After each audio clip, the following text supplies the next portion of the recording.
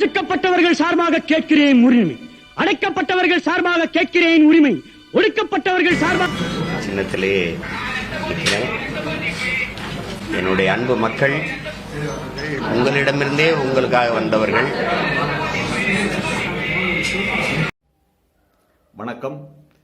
பேச்சுரிமை சேனலோடு இணைந்து பயணிக்கின்ற அன்பர்கள் அனைவரையும் வரவேற்கிறேன்.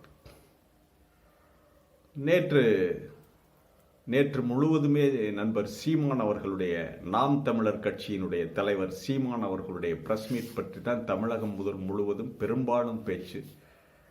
இரத்த கொதிப்பு, இரத்த கொதிப்பு, இரத்த கொதிப்பு, இரத்த கொதிப்பு. ஆச்சரியமா இருக்கு. அரசியல் பரபரப்புல என்ன மாதிரி புதுசா கிளம்புறாங்க. வடிவேல்லாம் தூக்கணியா. அந்த பாடல் என்பது அந்த பிரஸ் மீட்டை பார்த்ததுக்கு பிறகுதான் எனக்கு தெரியும். ரிங்டோன் அப்படின்னு சொன்னதுக்கு பிறகுதான் அப்படி ஒரு பாடல் இருக்கிறது நமக்கு தெரியும். நம்முடைய ரசனை வேற. அப்புறம் யூடியூப்புக்குள்ள போய் பார்த்ததுக்கு பிறகு அந்த பாடல் 20 லட்சத்துக்கு மேலே வியூவர்ஸ் வந்திருக்காங்க. நல்லாவே ரீச் பண்ணியிருக்காரு அந்த பையன். நல்ல அருமையான கலைஞர்.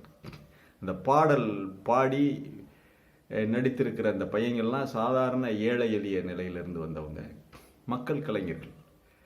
ரொம்ப அருமையாக அந்த அடித்தட்டு மக்களுடைய வாழ்க்கையை உள்வாங்கி கொண்டு ரொம்ப அருமையாக எழுதி பண்ணியிருக்காங்க. அதில் தப்பு கிடையாது. அவங்களுடைய ஒரு வழி.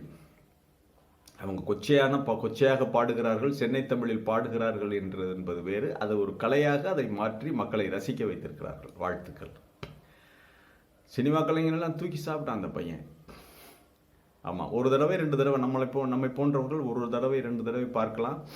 அதற்கான உடல் மொழியை எங்கிருந்து எடுத்திருக்காருன்னா, நம்ம சாதாரண பையன் இல்லை அவர். மாச்சோம் என்ற ரண்டி சாவேஜ் என்ற ஒரு அமெரிக்க ரெஸ்லர் இருந்தார். அவருடைய உடல் மொழியை தான் அவர் அப்படியே அப்பட்டமாக இன்ஸ்பயர் ஆகி அந்த ட்ரெஸ்ஸை அவுத்து எறிகிறது. அப்புறம் அந்த மீசை இல்லாத அந்த உதட்டை ஒரு மாதிரி மூடிக்கிறது. இதெல்லாம் அவருடைய ஸ்டைல். ரொம்ப அருமையாக கொண்டாந்து பொருத்தியிருக்கார்.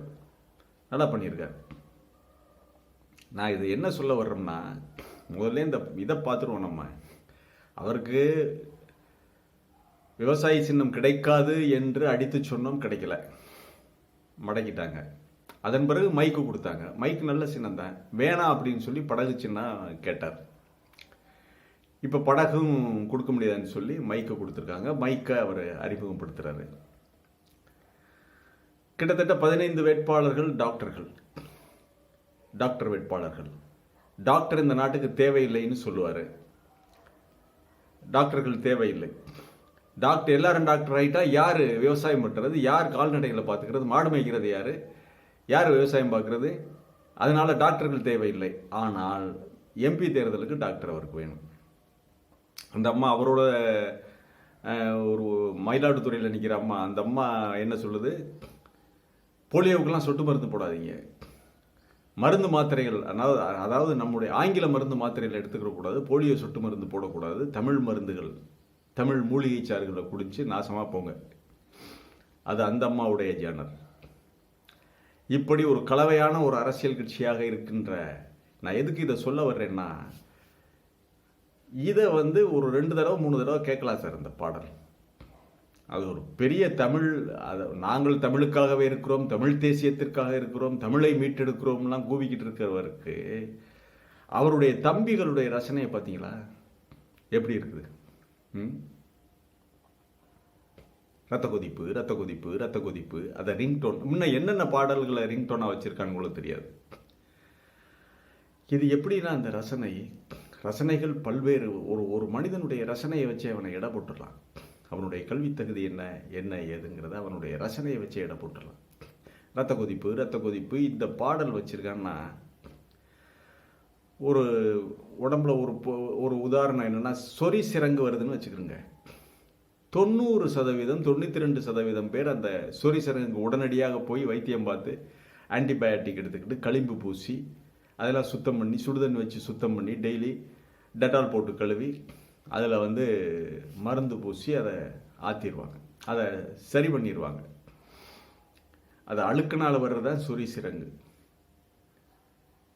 இந்த ஒரு சிலர், ஒரு 8% 10% பேர், 8% பேர் என்ன பண்ணுவாங்க, அந்த சொறி சிரங்குக்கு ஹாஸ்பிட்டலுக்கு போனான். டேய் ஹாஸ்பிட்டலுக்கு போடா, சிரங்கா இருக்குது, போய் ஹாஸ்பிட்டலுக்கு போய் பார்த்துக்கிட்டு அது என்னென்னு பார்த்துட்டு வாடா, ஊசி போட்டுக்க, அந்த ஆன்டிபயோட்டிக் வாங்கி இது பண்ணு, மெடிக்கல்லையாவது ஒரு மருந்து மாத்திரை வாங்கி முழுங்குப்பா, இப்படி வச்சுக்கிட்டு தெரியாதேன்னு சொல்லிட்டு அவன் கேட்க மாட்டாங்க. ஏன்னா சொறிவான். சொறிகிறதுலே அவனுக்கு சுகம், ரொம்ப சுகமாக இருக்கும். சொரிஞ்சு விட்டுட்டு அது எம்ஆர்ஆத ரத்த கண்ணீரில் மாதிரி அப்புறம் கொஞ்சம் வேகம் காந்தும் போது எச்சியை தொட்டு வச்சு தடவிக்கிடுவாங்க. தடவிக்கிட்டு அது கொஞ்சம் சுகமாக இருக்கும். அப்புறம் கொஞ்சம் நேரம் கழித்து மறுபடியும் அரிக்கும். அதை சொரிகிறதுல ஒரு சுகம். இந்த சிரங்கை சொரிந்து விட்டு சுகம் காண்கின்ற ஒரு மனநிலை கொண்டவர்கள் தான் பெரும்பாலானவர்களாக இந்த நாம் தமிழர் கட்சியில் இருக்கிறார்கள் என்பது என்னுடைய கருத்து.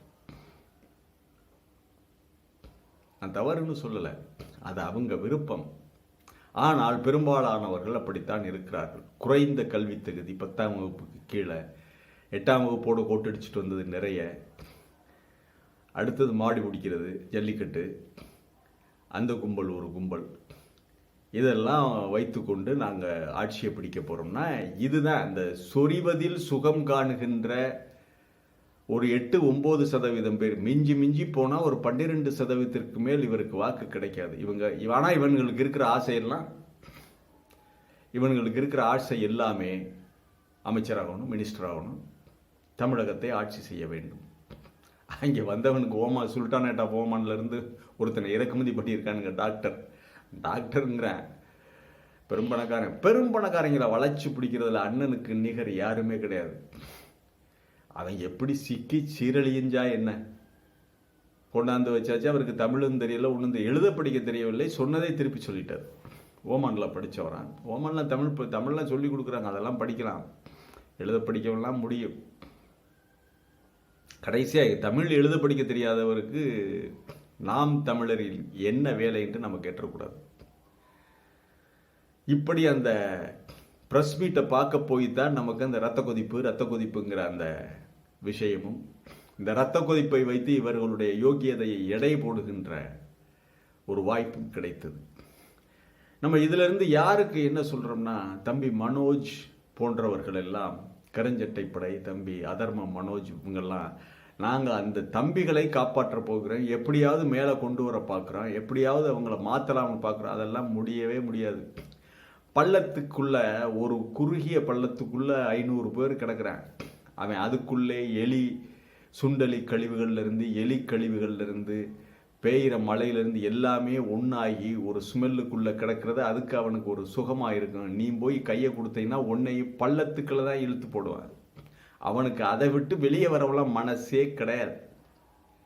அவனுக்கு அது பழகி போச்சு, அதுதான் சொர்க்கம். தயவு செய்து நீ உன் டயத்தை வேஸ்ட் பண்ணிக்கிட்டு வேற விஷயங்களை பேசுங்க. இவனுங்களை காப்பாத்துறேன்னு சொல்லி கை கொடுத்தா உன்னை இழுத்து பள்ளத்துக்கள் போட்டுருவாங்க இந்த தம்பிகளை. இதுதான் நடக்கும். ஆகவே வீண் வேலை. சரியா? ஏன் அண்ணன் படகு கேட்டார் தெரியுமா? படகுலே சென்று ஈழத்தை அடைவோம், படகு கட்டிவிட்டோம், தேர்தல் கமிஷனே நமக்கு படகு குடித்து விட்டு வழி அனுப்பி வைத்து விட்டது, நமக்கு கொடியசைத்து காட்டிவிட்டது, இனி படகில் சென்று ஈழத்தை மீட்பது ஒன்றே என்னுடைய வேலை அப்படின்னு சொல்லி படகை வைத்து பல்வேறு டயலாக்களை பேசி திரள் நிதியை இன்னும் பல கோடி திரட்டலாம் என்று பார்த்தார்.